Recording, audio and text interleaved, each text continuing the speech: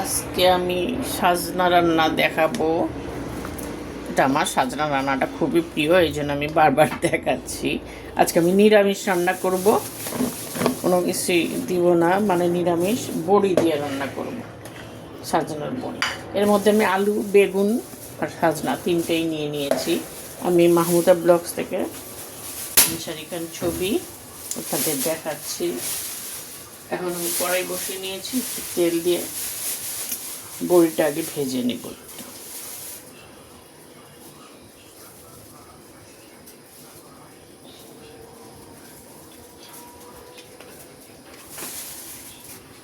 তেলটা গরম হয়েছে, আমি এখন বড়িটা একটু ভেজে নিচ্ছি,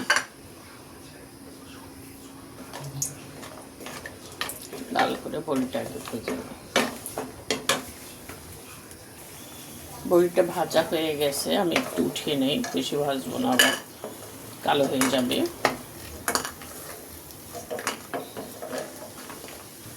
বড়িটা আমি উঠিয়ে নেই। এখন এর মধ্যে আমি একটু পেঁয়াজ দিয়ে দিচ্ছি রান্নার জন্য।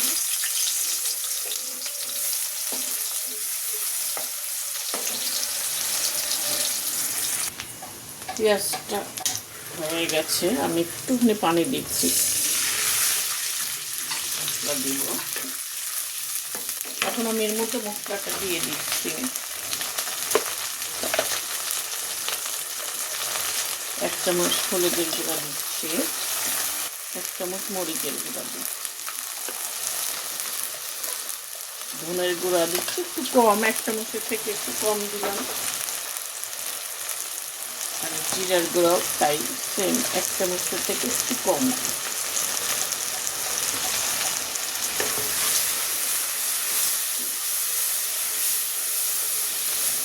এখন আমি লবণ দিচ্ছি।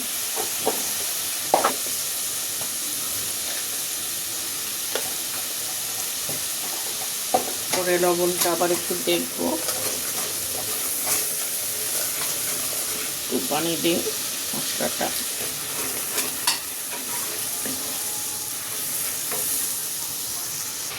মশলাটা ভুনা হয়ে গেছে, দেখেন তেল উঠে গেছে। এখন আমি এটার মধ্যে দিয়ে দিচ্ছি, দিয়ে আমি 3-4 মিনিট একটু কষিয়ে নিব।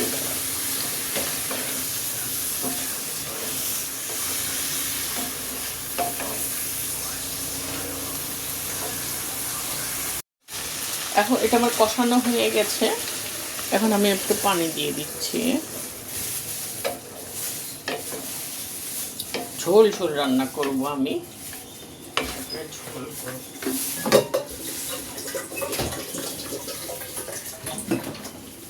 আর একটু পানি দিই সিদ্ধ হওয়ার জন্য।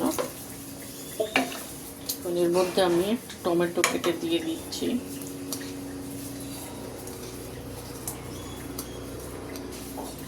এটা একটু ফুটলে, এটা ফুটলে আমি বড়িটা দিয়ে দেব।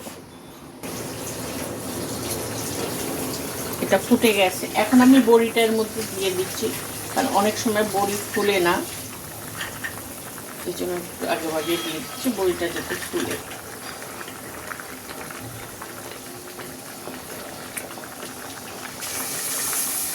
চুলাটাকে একটু আস্তে করে ঢাকা দিয়ে আস্তে আস্তে সিদ্ধ।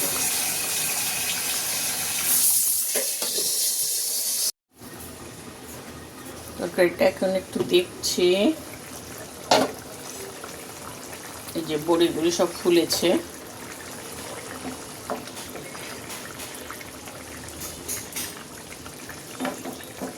আমি এখন এর মধ্যে একটু ভাজা জিরার গুঁড়া দিব।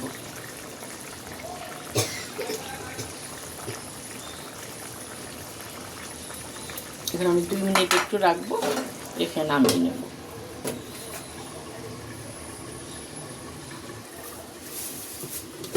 এখন আমার 2 মিনিট কমপ্লিট হয়ে গেছে, এখন আমি এটাকে নামিয়ে নিচ্ছি। ঝোল ঝোল একটু থাকবে। আপনাদের পছন্দ হলে লাইক দিন, শেয়ার করেন। আল্লাহ হাফেজ।